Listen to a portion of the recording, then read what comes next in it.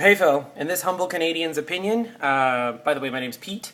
I don't think that North and South Korea will actually end up going to war.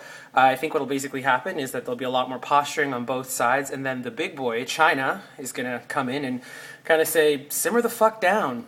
China's the only reason North Korea is still alive. China gives them $2 billion a year that they call trade, which makes no fucking sense since North Korea has no recognizable industry aside from exporting illegal arms and heroin. So I don't know if China wants to consider that trade.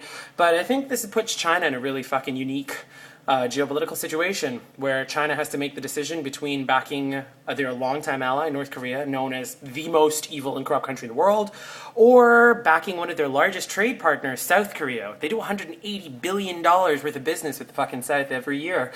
So I mean, it's a unique position, and right now, the United States doesn't actually have the power in this situation. That's the shitty thing, because at least we know how you guys operate, we know how your government works, and we know what your tactics are.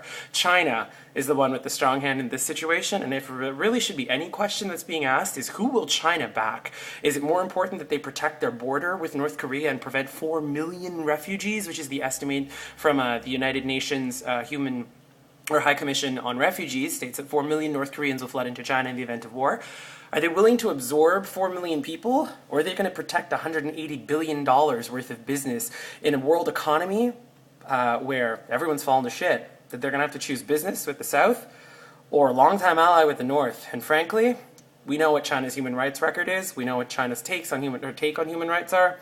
I'm going to say China's going to back the South. The United States is going to back the South, and there's not going to be a single shot fired in all of this. They're going to use economic warfare. They're going to shut down their borders with North Korea. They're going to stop all trade. All countries are going to stop giving them any kind of funding if anything continues. I mean, fuck, Red Cross and Doctors Without Borders don't even operate in North Korea because they killed too many of the volunteers. So the country's fucked, basically. Kim Jong-il, their leader, is dying, and he wants to go out with a bang. That's pretty much what I think. Man's looking real frail lately, and his son's only 27, so he has to leave at least some fucking some terror in the South if he goes out to tell them not to fuck around with his 27-year-old son who's about to become the military leader of the brokest, poorest, faminist, well, most famine-having. That one really didn't work out. I was trying to go for a thing there, but it failed.